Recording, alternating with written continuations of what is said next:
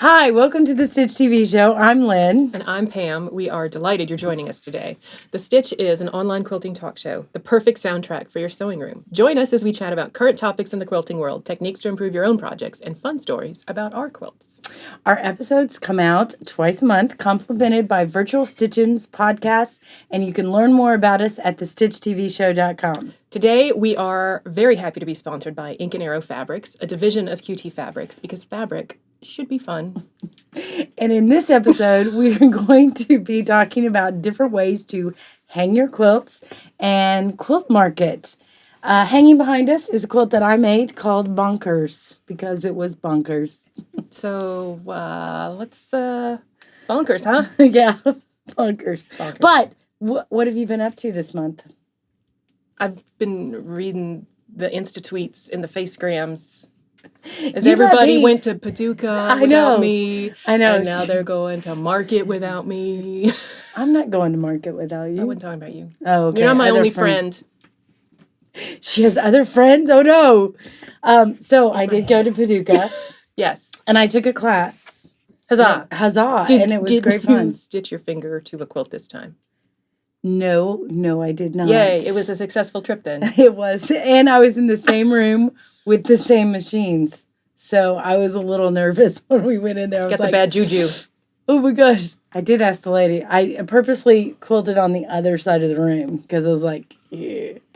So, but I took a class with Sue Patton, and it was kind of thread painting with a variegated thread. So it was kind of interesting. This is my class sample.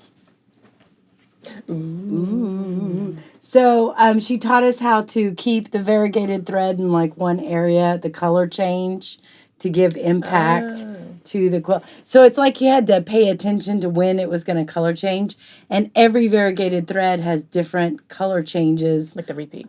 The repeat, or some of them are random, but they're different widths. So sometimes there'll be a lot of one color before it changes, and sometimes just a little bit. And so you had to pay attention to when the next color was going to come up so you could move out of that area. It was a really interesting class. And what was cool about it was, and this is the first time I think I've ever had a class like this in a long arm class, was we all got our own machine. Because normally in a long arm class, you have to share a machine with two people. So you quilt and somebody else quilts and you quilt. But this one, we all got our own machine. So it was a smaller class, which was really nice, very fun. Sue Patton is a fantastic teacher. I really enjoy her as a teacher, and the class was fun. So was your sample all one thread that had all those different colors, or did you have... I think I changed threads 4 times. Okay. 4 or 5 times. 4, I know for sure. Cool. Yeah. So laid one color down and then went back and laid another color into it and went back. And so but I'm kind of getting into this whole thread painting thing, so it's, I know. You think? You think? And I did this before class, but this was all with solid threads. It didn't have the variegated. So it was kind of neat to learn how to kind of pay attention to that. And she took time to explain the change and stuff. And we used cotton thread, and this is poly thread, and so that was different for me. So it had a thicker look with the cotton thread than the poly does. And so you got more coverage faster, which was a benefit. But it was a great class. It was a great class, fun to be in Paducah. Mostly.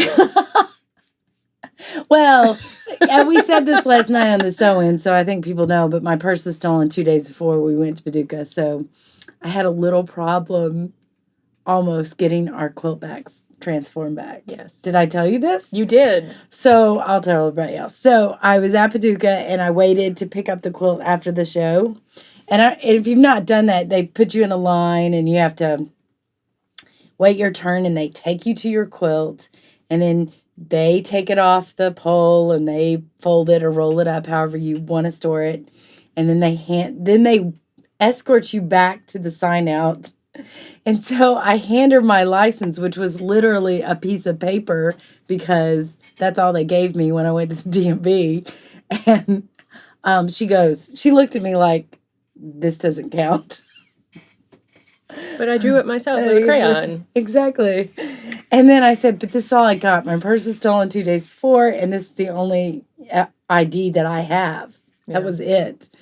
And she said, well, as long as your signature matches. And I was halfway through signing my name, and I panicked. I was like, oh, my God. Oops.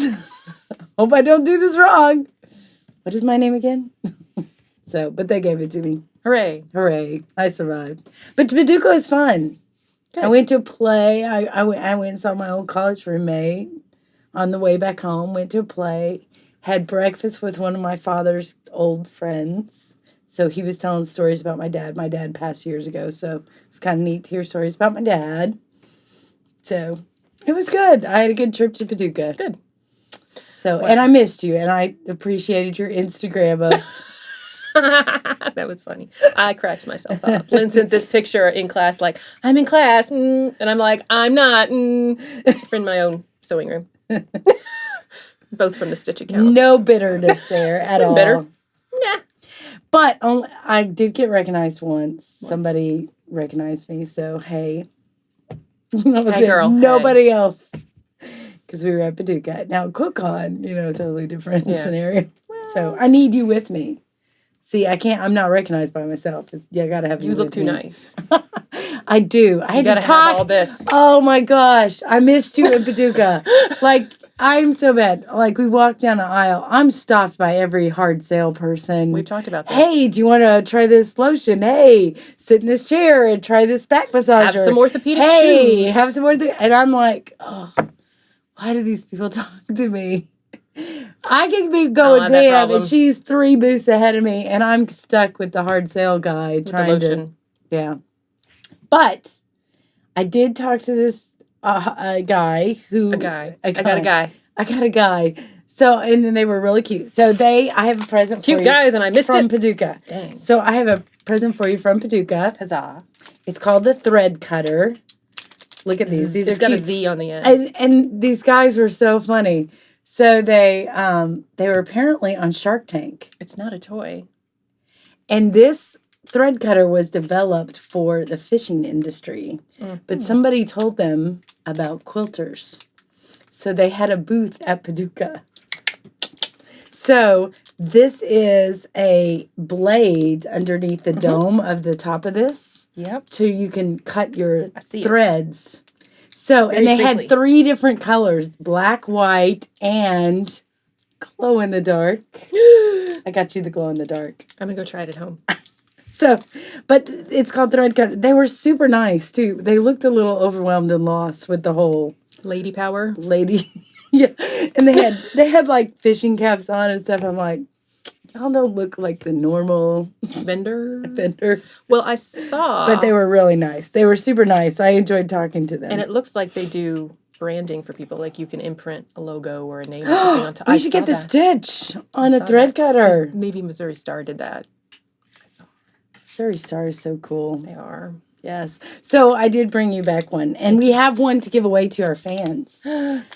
So We will have to figure out how to do that. We will have to figure out how to do this. Likely but on it's- Instagram. Yeah, it's the thread cutter, and it's really cute.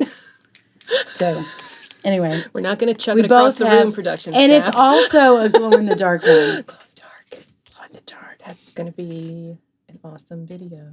Exactly. All right, here's someone else All that's right, creeping wait. in and grabbing it. All right. So, okay. Speaking of Paducah, Yes, I hear they have a lot of quilts hanging there. they did. It was awesome. And also, can we hang quilts so awesomely at home? We can. It's our first topic, how to hang quilts. How to hang quilts. What? Segway queen. You're so good at that. So, yes, we can hang quilts. Go. Go. Yes, you can hang a quilt. Well, so Good every time, so I have entered quilts and shows now, and every time it's put a sleeve on it, which is the It's worst her possible nightmare. torture. I hate It's it. her It's nightmare. horrible. Well, I always have that immediate fear, and it happens with hand binding too, where anything I hand stitch, I just have this fear that gonna all fall it's apart. all going to fall apart and disintegrate. That's still not true. I mean, I've seen 100-year-old quilt, 100-plus-year-old quilts Yeah, but apparently my knots are That- crap. that are still together. So, sleeves is one option. I don't recommend it. I can't. I don't like it. Ugh. So I went in my living room. I have one big wall space where I can hang kind of a feature quilt. In theory, for the month. Sometimes it's seasonal. Sometimes it's annual. I may still have my Christmas quilt up because it's kind of high up, and I need a step stool. No, I Anyway, get that. I have issues. So I just put the Easter stuff away last night, and it's May. It's May. So I have like one of those thick drapery rods, about yay big, the kind we usually have behind us that hangs up, probably that you guys can't see. And then instead of the metal clips, what I did was buy some suspender clips meant specifically for baby pacifier holders. So they're gentle. So they're not just bare metal that clip onto your quilt. Oh, they have like a rubber the rubber yeah coating instead. Cool. And then I made just some straps for those, and those slide along the pole so I can hang kind of any width quilt that I want. And that's what I do. That way I don't have to put a sleeve on it until I enter it in a show. Well, and that's a great idea. I have a lot of quilt ladders. Yeah. So I just fold them up and hang them on the ladder. So I do that. But if you want to see them, I mean, they're folded up at that point. But if you want to see them, then there's always the quilt racks that you can find. I mean, at antique or junk stores. Yeah. That you could repaint and make look cool. I have a quilt ladder that's still being painted. Curtain rods. I've used curtain rods. Yeah, I've used like just a metal rod. I have the extra strong magnet. Maybe you saw these guys at Paducah. I have them upstairs. I have they hang up one of my quilts is the extra strong magnets. No, you still have to put a sleeve on it. You do have to put. I don't mind putting a sleeve on it though, so it's not my nightmare. Like marketing. Is my nightmare. Marketing is your nightmare. I'm still in quilt show head anyway, but also I think I've seen people use pants hangers. The wooden pants hangers. They'll clamp on it so it gives you the hanger part. And what do you hang it on? Well, stuff, nails. I've just seen people use that. Stuff and nails. Like, rods or... Well, what if you don't have a square quilt? What if you have a round quilt? You have to put a sleeve on a round quilt. Or what I have seen. Okay. It gets extra complicated because if you just put a straight sleeve I've on a seen round quilt. Poo what? Take a break, honey. Let me talk. So, imagine a round quilt, if you will. And if you just put a straight sleeve on it, then the top bit's going to flop over. Yes. And you don't need a floppy quilt in your house unless you're doing stuff under it. Let's not go there. But what you have to do is kind of this fake back on the top part and cut a piece of foam board to fit that slides up in to keep it upright, and then you put the sleeve on. I've seen that. Now that you say it, yes. Yes, that's what I was getting So, at. what were you thinking of before we went off the rails wildly? I've seen people do hula hoops. Oh, yeah. Like that Like it's a that giant dream catcher? Yeah, that bendable stuff. Hula hoop. Did they take the rattly bits out? No, it added so much more to it when you didn't. I'm kidding. Oh. You can cut them, the hula hoops. Or you could also use those pool noodles. That seems kind of thick, though. Well, you can get pipe insulation that's the same Yeah. stuff as pool noodles that's thinner. That's thinner. Because I may have used that to make some lightsabers at one point. For yourself or for your children? Yes, I'm just saying. Yes, and. No, when we moved in our house, there was like extra pipe insulation in the attic. And you were just like, hey, this could be fun. I just made a new human.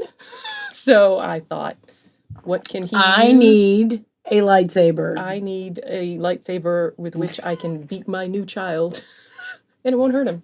All right. Well, while I was at Paducah, back on the whole. She's not gonna let me finish my story. Oh, No, finish that's pretty much it. It was I awesome. started to say I The thought it was end. over. The end. So while I was in Paducah, I met this guy named Adam Eddy, who owns.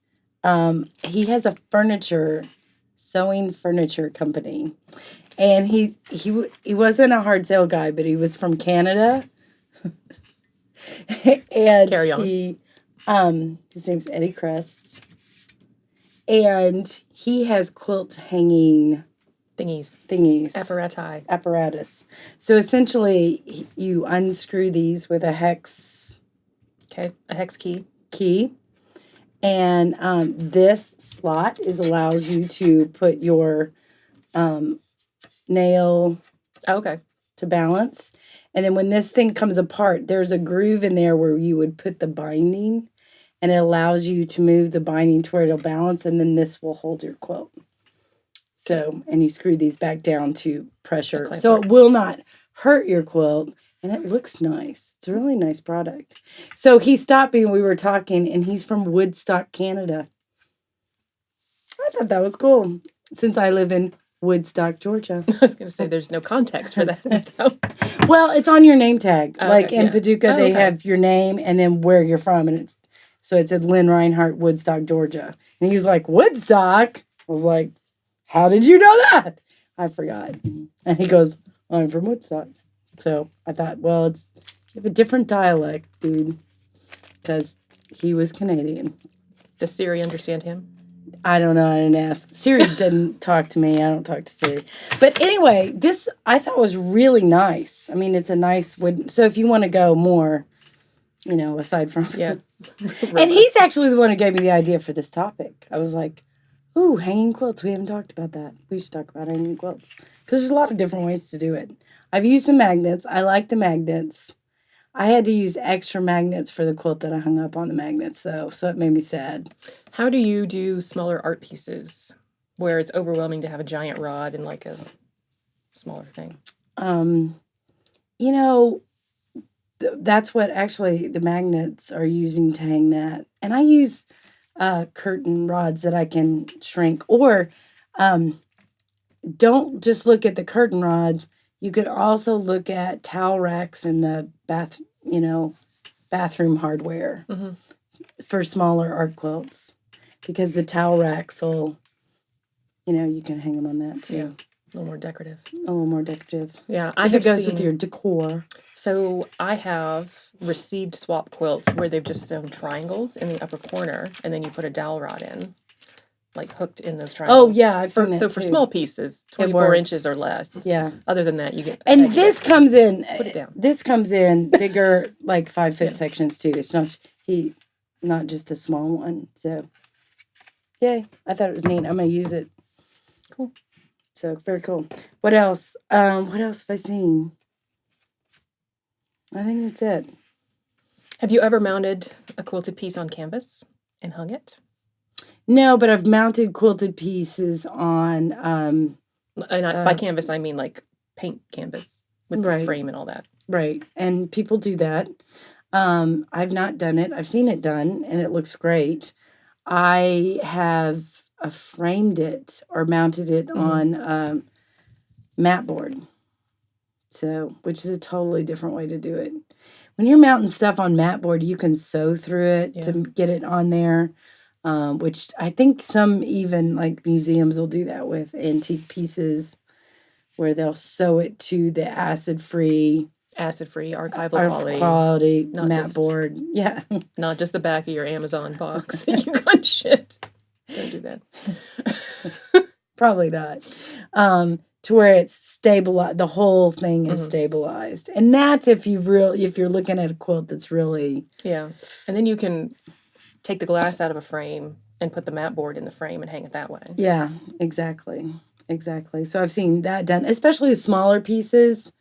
There's a rumor, I don't know if it's true or not, but there's a rumor that quilts sell for more money if they're framed. Art quilts sell for more money because they look framed, more like art. Because they look more like art than if they're not framed. So I don't know. I don't know if that's true, but I've heard people say that. So here's a question for you. If you had two small art pieces, and you may not be able to answer this. It's not quiz time, I promise. I feel like it's a joke. I always quiz you, sorry. I know. No, but if you had two small quilted pieces that you mounted on canvas or mat board, could you enter it in a show that way, or would you have to unmount them? Because would that mat board be considered a false back? Yes and no. Right. Well, thanks for the answer. There you go. No, let me explain my answer. It totally depends on the rules of the quilt show. And every quilt show is different. So I would say there are probably some art quilt shows that would be perfectly fine with, because they kind of lean towards more of that non-traditional presentation. traditional, like you could not do that at Paducah. Yeah. Their quilt show rules would not let you do that. The quilt show rules at our show would not let you do that. We only allow false backs for certain types of quilts, kind of thing, because they want to be able to see, the quilting and the other side, that you're not jacking it up on the other side. Of course, there's some ways to get around that too. So, and this quilt will have some of that. Very busy back fabrics. Well, that, or make your back have back art on it. Add applique to the back. Like a tramp stamp for your quilt? Yeah, pretty much. Stamp. Exit only.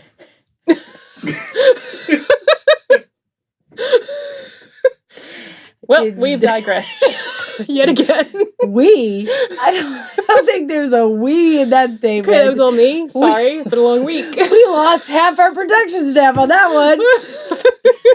He ran out the door. Anyway, so yeah, no, like there's some places on the back of this quilt that I am not proud of, with some jacked up, quilting kind of stuff that showed up on the back. I'm going to slap some applique on that to where you can't see it. Back art. Back art, exactly. Not tramp stamp. Isn't that just where you put the label? Although, maybe that's a t-shirt for us. Tramp stamp quilts. I don't know. It could be. Anyway, what's our next topic? Maybe we should take a break. I think that we should take a break to look at the front of this quilt, not the back. We'll be right back.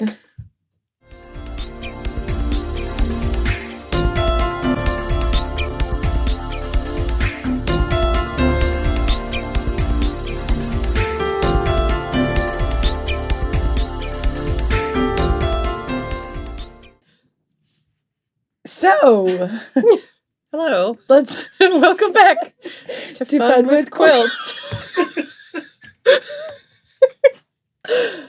This show has gone from. Anyway, let's talk about. Bring it back, Lynn. Bring it back. Let's talk about Quilt Market. Quilt Market, which we're not going to, nor have we ever been. And why is that, Lynn? Because we're not important. No. That's what I put down. Where all the important people meet. Oh, geez. That's where Quilt Market is. No, but there are important people that have made a conscious decision not to go. Oh, really? Why? Well, okay. But let's do a little more about what it is and what happens there. Okay, here's what I think Quilt Market is. Everybody shows up, and that's where you see the, new product lines and new lines of fabric and new tools in the quilt industry, and the shop owners go to market to buy from the industrial business to business type of market. So it's a trade show. There you go. Business to business. So two types.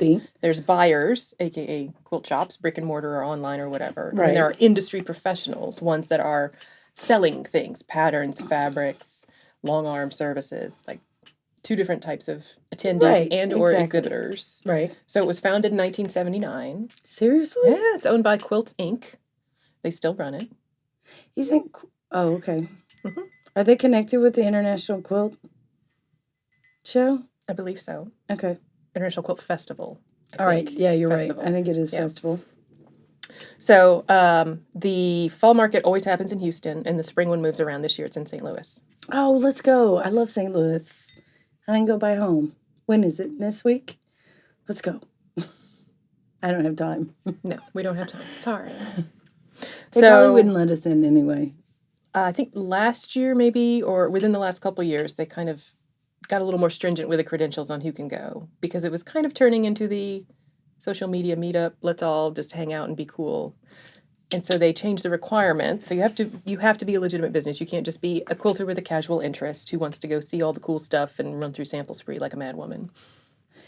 So you need a website with your own domain name, no blogspot.com. Got that.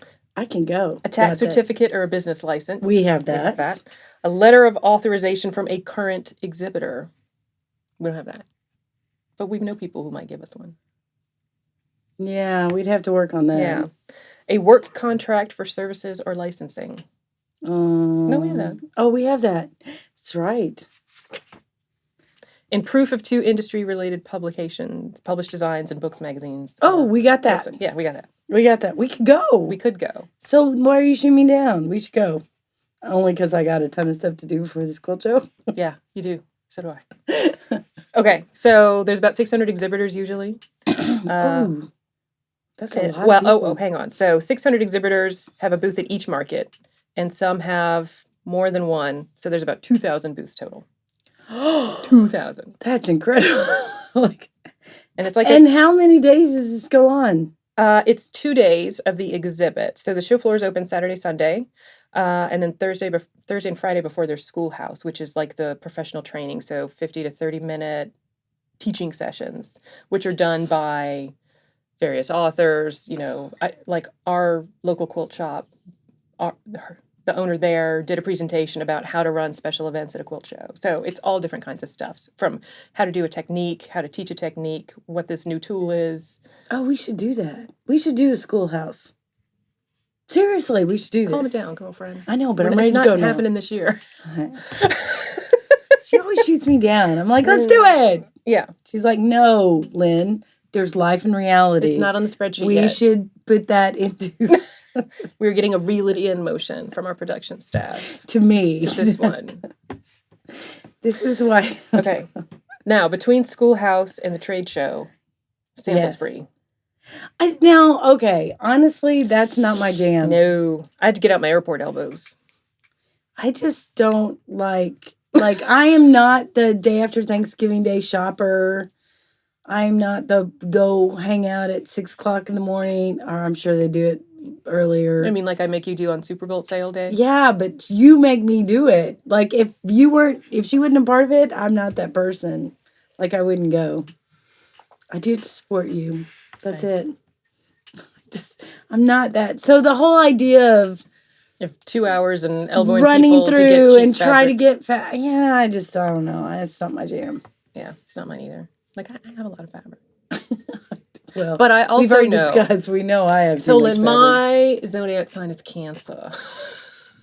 So I'm very influenced by people around me. So if I was there, I would be like hopped up, throwing elbows. You'd be checking pushing people on the chick boards. out the way. Oh yeah. You wouldn't keep your elbows down. I would not. You would get penalty calls. So it's pretty good that I don't go. Like the hockey reference. Yeah. Okay. Whatever, hockey. Okay. So, but the whole point of this, it's there for business. But what's gotten interesting is that with the rise of social media, particularly Instagram, and there are a ton of pictures that get shown. Oh, yeah. So shops don't necessarily now have to pay to go see the new fabric when they can just see it all online. And get as long as they're following those accounts and right. stuff, yeah. Which I would imagine that they are. But, that may not be a bad idea from a shop standpoint, because if these business companies, fabric companies, are putting all these pictures online and they get a higher following for certain lines, let's say, those are the lines that are going to be more popular. Those are the ones that from the general public, you would think that that's the one that they would be interested in, as shops would be interested in buying and selling and stuff. So, but we know that each local quilt shop has its own personality. That you're not going to go to but a modern shop and find Civil War prints. So, well, if you do, it's in a little section. But yeah, you're right. You're right. That being said, though, one fabric company has several lines to choose from, and that shop may only buy 2 of the 7 or 8 lines that are available. And it may not buy everything in the line either. Yeah, exactly. Especially, so Moda tends to do, 40 SKUs in a line. Right, and they're not the only ones. And there's 20 companies, SKUs in a line. Ink and Arrow that we're working with now is 10 to 12. Right. Cool. Yeah. So, so I can see where that would, and even Ink and Arrow has 7 or 8 different lines that come out, and a fabric shop can't afford to buy all of all the lines. So if they see which one, like Paloma, this one could be more popular than another line, which this one is kind of cool. I really like it. It is nice. It is nice. I was glad to get that box. So how much? So people get samples early, and you can. That's where you see a lot of test patterns too. Yes. Like people go to market and get the samples early of the quilt, of the fabrics, So you're seeing those in magazines it really does drive a lot of the industry kind of thing. I know more about it than I'm letting on, I guess. Go ahead. Well, and I have seen stories of stunt quilters. Stunt quilt. What are these people jumping off buildings? No, so when there are sewers and quilters that volunteer their services and they're paid for it to make the samples for market. But because the production of the fabric runs so close to when market comes out, lots of times you get a week to make the quilt, bind the quilt, ship the quilt off. So, I mean, it can be a little intense. Yes, yeah. It's a quick turnaround. Get pictures taken. I mean, think of all the marketing things you have to do to get for the end user to see it. Mm-hmm. And some of this stuff, like this interview will come out soon that we did with a designer, but they are working on lines. And even Tula Pink said this to us when we were at 2 years out. Yeah, 2 years out, they're working on lines. So, I mean, the latest Tula Pink line, the Tabby Road? Tabby Road. I mean, she was working on it in 2016. Yep. That's crazy. That you would, I guess as a designer, you'd think, I've spent all this time and energy and no one's going to see it until 2 years from now. And I've been working on other stuff since then. My artist brain is thinking I did that. Oh, that old thing. That old thing. I'm working on something new now. I just think that would be tough. Like, I respect that they... Yeah, and it's not cheap if you want to go and exhibit. It's like a 10 by 10 space, and all they give you is a table, a couple chairs, and no walls. How much are their spaces? Do we know? So it's not officially published, but the rumor is it's about $2,000 to get the booth. And then you have to pay to get all the decorations. And you have to set your booth to whatever it needs to look like, kind of thing. Wow. Yeah. That's crazy. Yeah. I mean, well, any quilt show, they charge for booth space. I mean, we charge for a booth space at our quilt show, but it's definitely... It's not $2,000. It's not $2,000. A local quilt show is not going to have that kind of traffic either. So... How many people attend this? Gosh, I don't know. It's not in my notes. With 2,000 people, with 2,000 booths, there's a lot of people attending it. Well, there's 16 million quilters in the U.S. at last count. That's a lot of quilters. And then we should get an update to that number because I think... we need more followers if there's 16 million. I'm just saying. Well, maybe we'll bring them in with that whole conversation we just had about tramp stamps. Yeah, because so many quilters know what a tramp stamp is. Well, they will now. So we talked at the beginning of the segment about why some shops and other, are they making the decision like I am not exhibiting or I am not attending because I can see it on social media. I don't need that. Or a lot of times, so let's say it is $2,000 That's to decorate. Booth. That's another at least $1,000. So it's plus travel. So expenses, you're in it for $5,000 at least, and that's a lot of stuff to sell. To make that back. But you're not really selling there. You're exhibiting to get the contracts to sell later. Yes. So it's not like you're placing orders. You're getting orders. You're not necessarily handing them merchandise. True. Yeah. Now, what I have seen from smaller operations. Like us. 2 people. Well, 5. We count everyone in the room who may or may not be getting paid. Well. Who just happened to marry well. Just say. It's paid in other things. So, what? Nothing. No, you're a good cook. Where were you going with that? I'm not going anywhere. Anyway, go. Anyway, so it's a lost leader. My head just went completely red. That's your shirt. It's great. Oh yeah, go ahead. So I mean, it could be a lost leader, and the best strategy then.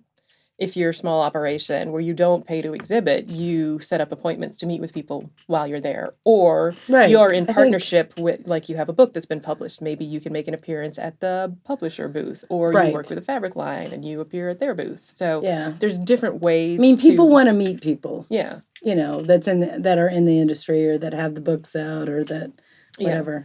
So if you can go, cool, but you may not need a dedicated booth space if you're working with different companies in the industry. Oh, maybe Ink and Arrow will have us at their booth. Just saying. Probably should have asked him that before now, Lynn. Oh, It's like sorry. next week. Doubt it. There's Houston.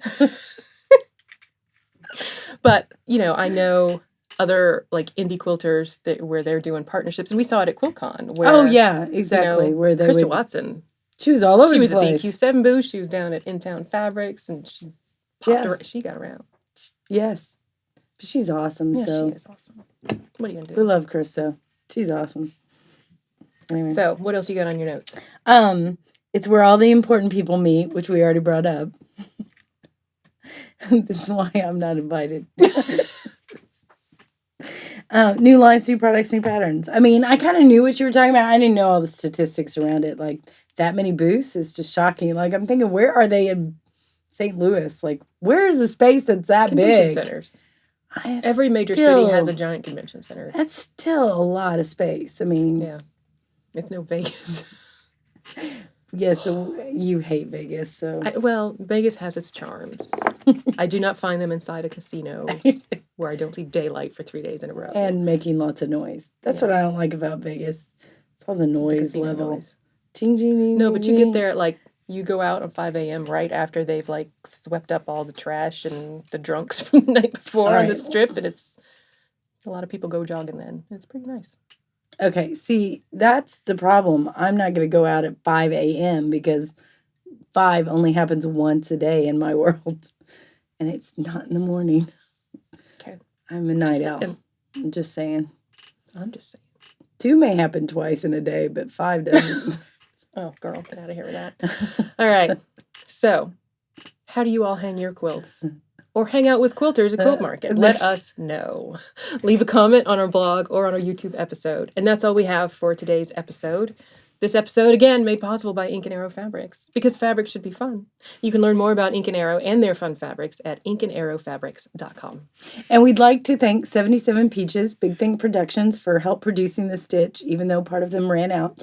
And you can find their links on our show site, thestitchtvshow.com. If you're interested in sponsoring the show, please email us at info@thestitchtvshow.com.